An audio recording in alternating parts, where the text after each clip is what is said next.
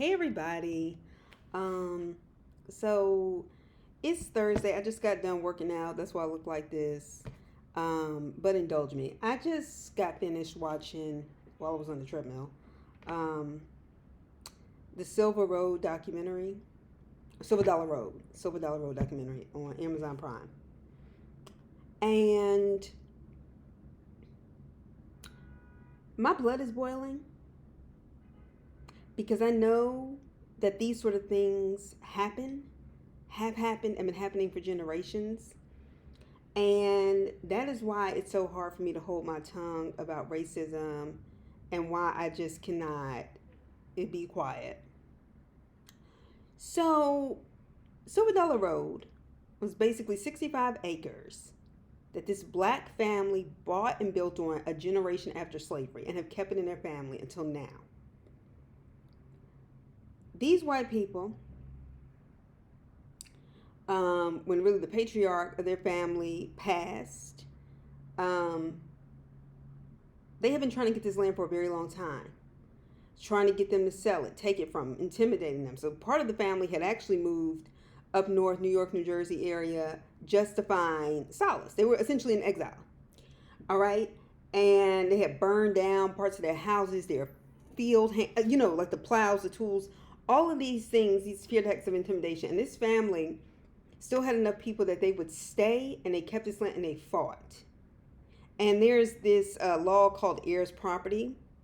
So when one of their family members, I believe, I forget what his name was, but anyway, the patriarch of the family, when he passed, he didn't have a living will or anything like that. But the family does get the property with heirs property. However, it's been used against black people historically to, it's been weaponized, should I say, against black people historically until this very moment as we live and breathe, to keep black people from having things of value. And land is the most valuable thing anybody can have in this fucking country. Okay? Read Roxanne Dunbar Ortiz's book, where she says everything in U.S. history has been about land. From the time of its inception, the genocide of indigenous Americans was for the purpose of taking their land. And when they refused to work it for Europeans, they murdered them. Okay? The wealth that this country has, that was built on the backs of free labor, that it's not a figment of my imagination. I'm not carrying the fuck on. Okay? That's what the fuck happened. And the United States had more slaves at any time than any other place in the Americas. More chattel slaves, up to 4 million. Brazil imported the most, but only had, I hate to say only, 1 million at a time.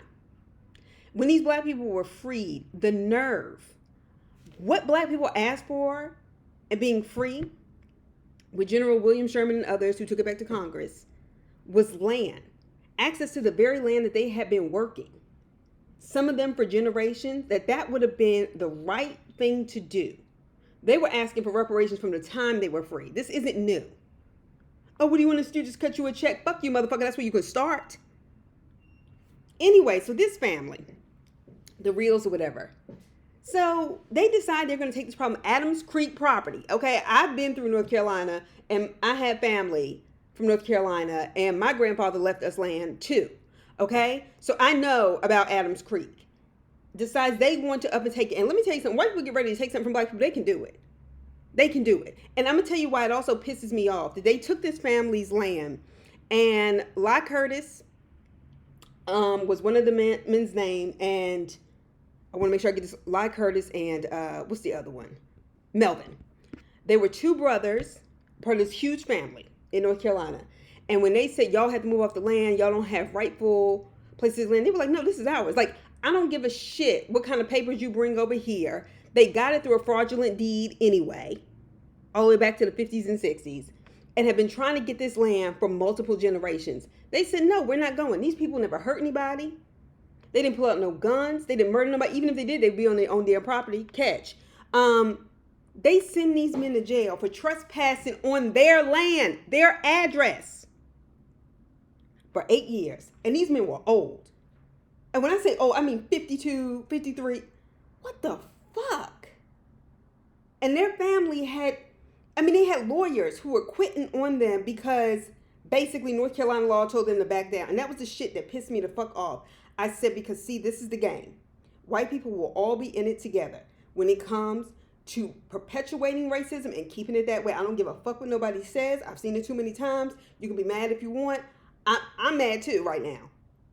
Send them old men to jail. Essentially, this is your place, Insler. This is your place. Stay in it. They eventually got a black lawyer who got them out of jail by the grace of God, not restored their property rights. Because they want to build on it and build like these golf courses and shit, and making the property taxes so high that a lot of black families have had to move out of this area of Beaufort, North Carolina. And in that time, there was 8 years that their uncle, their brother, their father is locked, these two men locked up, and they were like not backing down. And I admire their courage, but I was so hurt by it because they were in jail over basically not capitulating to white people's bullshit when they try to intimidate you. And this is why also, when people keep talking about this generational wealth and black people don't say, and black people don't do that, fuck you. You don't know what you're talking about. You need a goddamn history lesson is what you need. Okay? Because black people did everything. They saved their money. They worked their land. They tried to, all that sharecropping they did, white people would come in there and tax them for the very products that they were producing and not allow them to sell it for themselves at the marketplace. That's how so much money was stolen. That's why the value of land was so important, to be able to have a way to feed your fucking family. They came in there, they burned that down. They came in there with their Klansmen. They took them horses, would knock over. That's a family story, okay? Riding on horses through somebody's house on their land. And then they have to scurry for survival. So miss me with this bullshit about what black people don't know. And then to sit up there and watch Melvin Reels, who had been shrimping all his life, this, that, and the other, had been on that boat, knew the water, knew the land. And this is what gets on my nerves. Black people who don't always have the opportunity for education, but he's up here working like a dog his whole life to make sure that, his kids, his nieces, his nephews could have money for school clothes so they could look decent, so they could go to school and get an education. And the people who make those sacrifices. And then we treat them like, oh, well, see, that's all they did with their life. No, they made a way for you. So miss me. And miss me with the black people don't know how to manage their money. No, white people don't know how to manage their money. How many recessions and it's a depression, okay? In case you didn't know, just because they don't call it so. I know, I've studied the economy and the history of the economy. I know one when I see one. And they can raise the property taxes and then go and hand it to a white family for free to build on, to make sure it stays white and flourishes. That's a slap in the face. And for that man to sit there with them tears in his eyes, it was killing me. At the end of that documentary, and he just said, I try my best not to hate. And I know some people look at it and be like, yeah, I fucking hate them motherfuckers, this, that, and the other. And I'm one of them. Nevertheless, I don't think some people who have never lived in the Deep South don't understand how much of a survival mechanism that is. A lot of them are enraged. But see, these are the consequences. Going to jail for 8 years because you said you're not getting off your own motherfucking land in 2011. Barack Obama, bitch, where was you? You had time to campaign for Hillary, who didn't nobody want. She lost New York. When they stole that election from Bernie Sanders, yes, I said it. And Debbie Wasserman Schultz shouldn't even be allowed to serve in Congress after that happened. You was there stumping for her. Anyway, and so I watched that and I'm infuriated, but it's a necessary story to tell. And Raoul Peck has done good work.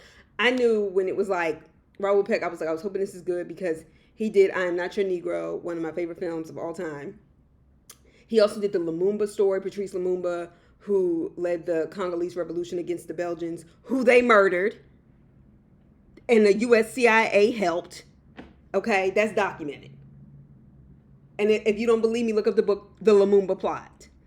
Anyway, but all of this all the things that have been done to us in terms of, lynchings. From Sam Hose in Noonan, Georgia, to getting into a fight with the landlord for not paying him as a sharecropper. And that white man decided he got angry and hit him, and Sam Hose murdered him. And the next thing you know, they had a whole lynching. And lynchings were not just somebody being hung from a tree. You would have thousands of people come out like a county fair or a carnival to watch a black person or black people get lynched. You take families away, you take away their fathers, their mothers, their children, traumatize them, make them so scared, deny them education, and then say things like, you didn't have a living will, you didn't have your documents in order. Fuck you. Fuck you. And shout out to the family for trying to hold it down. And I understand, and I know that they're worried. They're like, she was like, I don't know if the next generation, not Gertrude, Mamie, because the grandma's in her 90s and she's still holding on. And she was like, I don't know if the next generation will be willing to fight and this, that, and the other. But when I saw what Kim, who was the main cousin trying to secure the lawyers, who got taken for $45,000, $5,000, and these lawyers would back down. And my thing is, if there's one thing I can't stand, it's a person with no integrity and no courage for their convictions. And that's why I don't have a lot of respect for lawyers who don't stand for shit. And that's one of the benefits of growing up, having watched Johnny Cochran. Just from afar, because he stood for fucking something. And to watch the level of stress, her husband gets diagnosed with cancer. Everybody's asking her every week, have you found a lawyer? This, that, and the other. And the thing is, these circles are small, and it's designed to take the power from black people, disenfranchise them of what they own while they mind their business and take care of their shit. Then send the two main people who were taking care of their land away for 8 years, and then make it look like they haven't been taking care of their shit. Ain't that about a bitch? And I'm just so infuriated. Now, let me tell you something. I was here for the grandkids. The girls that, like, did a whole beat talking about they ain't going nowhere. I said, that's all. Because we going to need black women to do it. Nevertheless, it's a really powerful film. And it's an infuriating film. But these are the things we have to acknowledge. And stop being so hard on ourselves and telling us, oh, generational wealth. Wealth doesn't work like that. Only a small few have wealth. That's money that makes itself generation after generation. And you can trace almost all of it back to enslavement or the exploitation in the late 19th century in the Gilded Age, when they was letting immigrants die in fucking factories and shit. Okay? You can trace it back to the exploitation. There's a reason why there's a 1%. So this idea that, oh, you're going to have wealth, No, in a capitalist system, everybody can't be rich. It can only exist, capitalism only exists if you're impoverished. And in theory, they're very clear about it. It's not like anything they've lied about it. But the game is all of us want, well, most people think it's going to be them one day, so they don't want to say anything about it. Everybody should have access to education. Everybody should have access to healthy food. Hell, everybody should have access to the goddamn land they fucking earned in a system that was rigged against them. Sent them old men to jail because I said, ain't that about a bitch? And the black lawyer is the one that, and by the grace of God, he took it to court and everything. And I'm sitting up here like,